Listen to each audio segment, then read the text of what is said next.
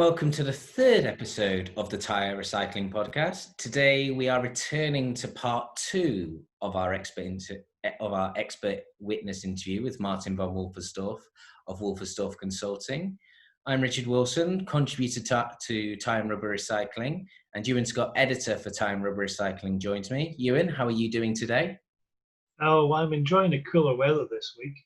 I'm actually enjoying here in the rain, watering the garden for a change. Business-wise, we're slowly starting to get back to business and see developments as commerce starts to get back on its feet.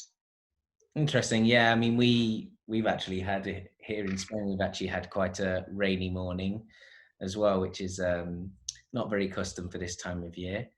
But moving more back onto Tyre recycling side of things, in the last episode, we obviously saw part one of your expert witness interview with Martin, and we looked at the growing interest from tyre companies in pyrolysis and how the market was looking for recovered carbon black. What do we have in part two for viewers to look forward to?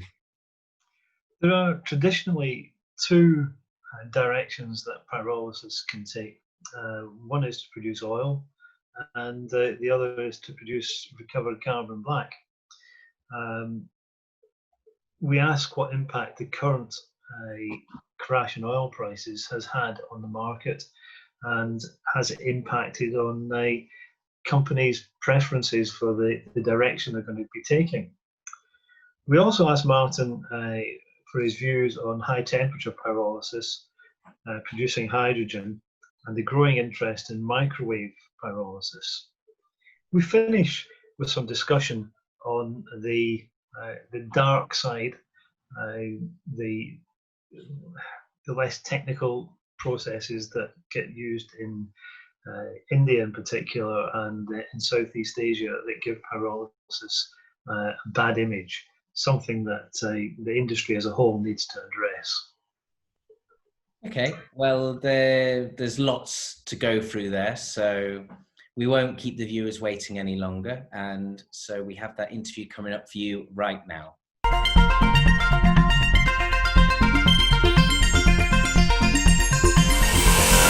Changing tack a little bit, a number of pyrolysis companies over the years have focused on oil. I suspect they felt that oil was easier to deal with than carbon black, because they can just take the oil and send it to a refinery. Has the current crash in oil prices changed the direction that these companies are taking? Are we seeing oil-orientated pyrolysis projects starting to look at refining their char to a recovered carbon black? We do indeed. There is one company in Poland, Euro Ecofuels, who up to now have been focused on the oil, very high quality of the oil, different than normal pyrolysis oil. Of course, they do co-processing. They don't just pyrolyze tires, but my understanding is that they co-process shale oil with tires and get a specific oil quality, and they have the capability of steam stripping, which is one of the treatment processes for the oil. They are integrating now into recovered carbon black production and have appointed Peter Tyre as technical director for this project. But you ask whether the recent crash in oil prices had an impact, and luckily, I think it didn't have an impact. To the contrary, I see most of the activity in tire pyrolysis driven by the desire of scaling up the oil output, and that is very positive for recovered carbon black as well. And that also shows that customers are interested in the ecology part, not only in the economy of the pyrolysis oil. And no, it's not easy to sell. It usually has a very low flash point. So for the transport, that can be tricky. It is an intermediate. When you craft material safety data sheet for the pyrolysis oil, it is a really nasty stuff with a lot of PAH content and a lot of hazards, possible hazards. The process every Tyre pyrolysis company should integrate for selling the oil is fractioning and distillation, so that at least the top fraction can be treated differently, and the pyrolysis oil, the main fraction or even the bottom fraction, can have higher value add in separate as the raw pyrolysis oil. For example, I'm always motivated in material valorization, both for the recovered carbon black, that meaning tire to tire, recovered carbon black going back in the tire. For the oil, this could mean chemical recycling into polymers, or what I'm very interested in, and where I have ongoing projects, pyrolysis oil as a feedstock for carbon black, because the bottom fraction of the pyrolysis oil could be a very nice feedstock addition for carbon black production. It's highly aromatic, basically consists of carbon only, very faint quantities of oxygen, nitrogen, or sulfur. Okay. Is the char from high oil output pyrolysis plants suitable for use as an RCB, or is it low value waste that is expensive to refine? One thing about the nomenclature, char is the fresh carbon. Probably you mean the raw recovered carbon black. Yeah. And there is, for one-step processes, as most of the pyrolysis processes are, there is, let's say, a small conflict of interest, in a way that when you optimize the process for the recovered carbon black, you want a dry recovered carbon black without any organic volatiles. For that, probably you need a long reaction time, and you need a high temperature. And that, of course, has influences on the oil as well.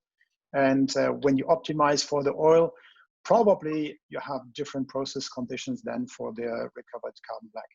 In the end, this is an optimization question. Companies need to market both. So there needs to be a minimum viable quality for both. And when I see those companies that produce recovered carbon black, they optimize for the recovered carbon black. Okay. Moving on slightly, there has been some research done into high temperature pyrolysis at around 1,000 degrees. DMG in the UK are claiming to produce hydrogen and a very dry char from plastics and rubber as their main outputs. Is this viable technology to generate local hydrogen power sources from polymer wastes? The 1,000 degrees is very, very hot. Normal one-step pyrolysis reactor might be anywhere between 350 degrees Celsius and on the high end 700 degrees Celsius. And the 700, that is the second stage kiln of black bear carbon. They optimize for the oil in the first reactor, which is, I think, low temperature, 300 degrees, 400 degrees. And then they get a dry carbon on the second stage at 700 degrees. 1,000 degrees is really hot, blazing hot. It is almost close to gasification temperatures, which start, I think, at 1,400 degrees. The risk there is that we get an excessive amount of fresh carbon, char, or carbonaceous residues coming from polymer carbonization. This would be a bad thing if you want to sell into the rubber industry. It could be an upside, it could be a bonus if you want to sell into the plastics industry. And of course, it changes the ratio of non-condensable gas and condensable gas as well, in a way that you get more gas and less oil. So at temperatures of 1,000 degrees, you probably have 20% or so non-condensable gas, pyrolysis gas. You have oil maybe only at lower than 40%, 35%. And you get a lot of raw recovered carbon black, because there's a new component, a lot of char added to the recovered carbon black. So I would say it's feasible. I wouldn't say this is better than the other processes. Microwave processes can get to 1,000 degrees inside the rubber because the microwave heats the rubber and not the reactor, the process, the reactor, the kiln. And it changes the mass flow output. Okay, you mentioned microwaves. That brings us to the next question. There have been a few microwave projects over the years. We understand one plant in the Ukraine could be close to commercial operation. Is there a future for microwave technology in commercial pyrolysis? Yes, you know that I have a high interest in microwave pyrolysis because I see that the recovered carbon black coming out of a microwave pyrolysis is quite different. Microwave is a very efficient heating process, so the residence time is very short, temperatures are very high, which means that the char we spoke about is not as high as with other processes, for example, a normal batch process, discontinuous pyrolysis. Now, most of the tire pyrolysis companies are still startups and they haven't fully commercialized. And it's more so true for the microwave companies that are not yet close to commercial operation. I actually don't know the Ukrainian microwave company. I work with companies in the UK, in Italy, in Switzerland, in the US. I found a new microwave pyrolysis company in Denmark. And they're not yet at the commercial stage. Looking at India in particular, the Indian Green Tribunal has instigated a report into the effectiveness of what they call advanced batch pyrolysis. India has a huge pyrolysis sector with a very difficult international perception. Would you care to comment, perhaps in general, about the low quality processes that can be found across much of Asia? Can these sometimes dangerous and illegal operations ever be properly updated? Or will it take government regulation to mandate clean processes? What sort of incentives might help, do you think? I think there are a range of issues with that, and we see that in India, we see that in China. China has actually taken away operating permits for all batch pyrolysis processes in 2012. They still haven't fully executed on that because it's so difficult to find all the companies. And we see the same in India. I think aggravating to that is that those companies, they're all at the shore, and they don't even recycle Indian tires. They recycle 200,000 tons coming from the UK, and maybe 100,000 tons coming from other European countries.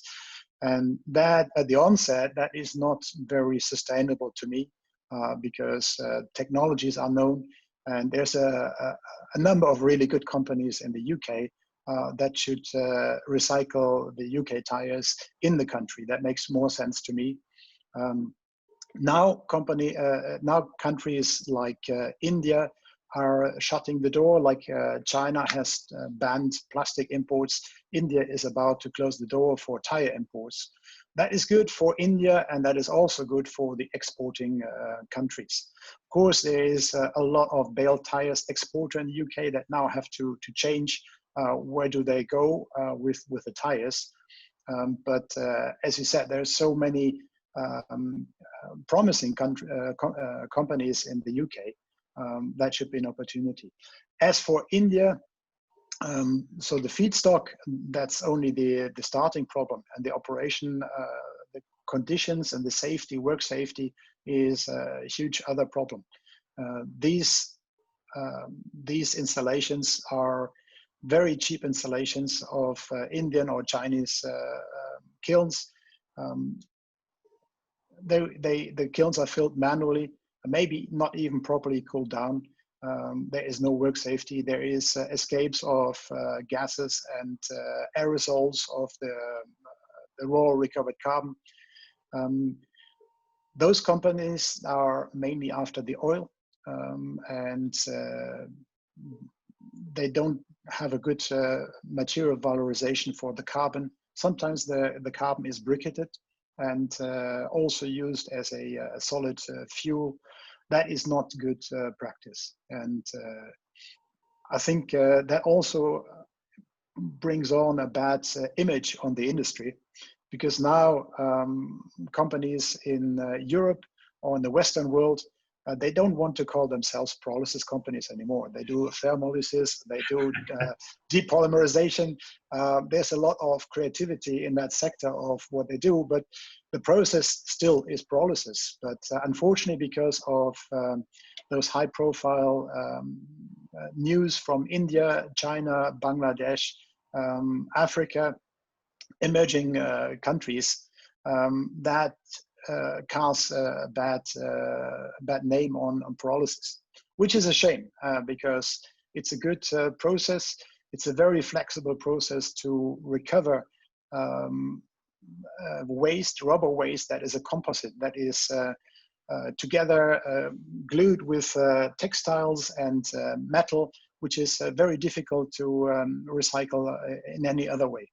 And so it's good that these rookie operations are being shut down. Okay, thank you very much for that, Martin. It's been a very enlightening discussion. Thank you very much for being our first expert witness, and hopefully we'll be doing more of these in the future. Thank you.